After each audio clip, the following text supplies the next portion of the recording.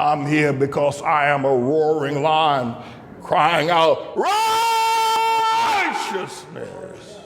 I want to also state that, not necessarily turning a corner, but I want to announce that I'm possibly the last son of Harlem.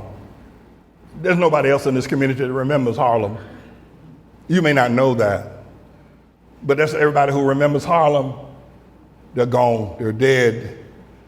Marcus Garvey, one of his associates snitched on him. He went to jail and they sent him down to Jamaica to die. They ran Adam Clayton Powell out of town, some woman accusing him of something, and the courts and Charles Rangel supporting it. And Adam Powell died in Bimini because the people ran him out of town. And they've torn down the gentrifiers and the LGBTQ people. They've torn down all our landmarks. They bulldozed over the churches, every last one they could tear down. And they sent thousands of the people of Harlem into shelters over the years, women and children. That's what they've done. But I want to say to these judges that you should be there to administer the law. I'm sure when you first was allowed to practice law, allowed to enter the bar, you were instructed to do no harm. It's funny. I have been on the chain gang with people. I've been enemies. But nobody has ever done me the way the LGBTQ people have done me. When we first opposed Obama, the telephone rang, the cursing went on, but that was the extent of it. Now I want you to understand something, understand this clearly, but when I came out fully against not fully, but when it became known and the issue needed to be talked about, especially with the marriage, same-sex marriage event, and Obama pushing it, the fiercest fight, the fiercest group that fought against me were not all the Africans in Africa that hated me because I spoke against Obama then he wasn't black. That was fierce, but nothing compared to the LGBTQ. When they organized, that's when the rocks started coming through the window. That's when the sign got vandalized and they wrote "God is gay." That's when a woman, a nurse of a doctor's office, gave me a hot shot and made me go blind for 5 years. No one has ever attacked me like that. And no one has ever attacked this church the way the these people, this madness, this erotic, sexual, unnatural madness is what it is. And they will not allow anyone to oppose them. And the reason why they're so fierce in their opposition to truth is that they know that they don't have truth.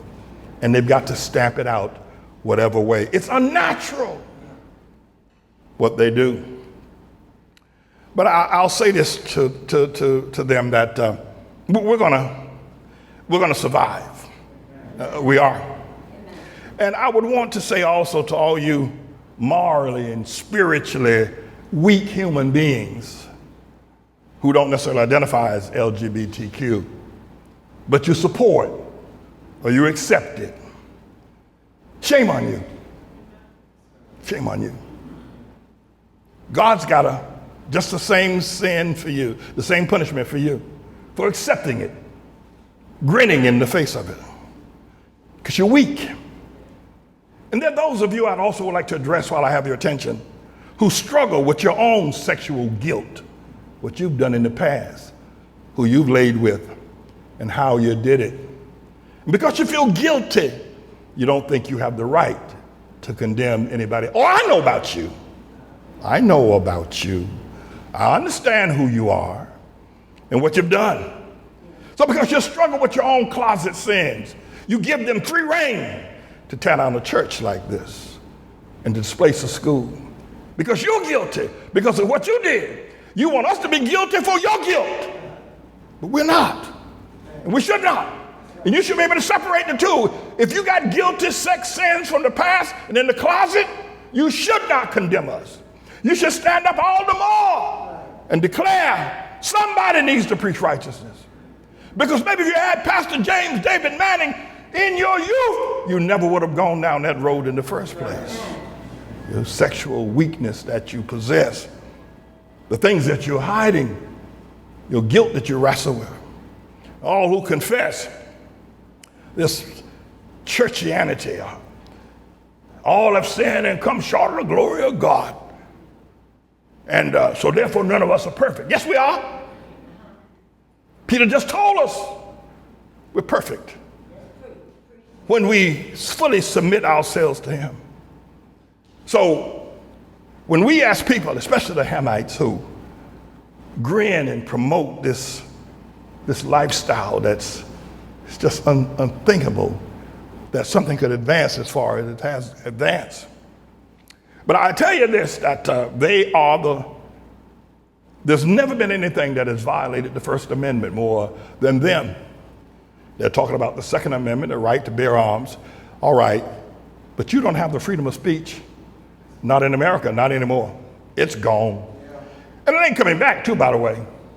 And they make, well, I don't think they want to use the term martyrs, but they kill people like me.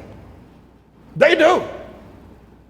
For speaking out as I speak, that they might stamp out the truth that I bring.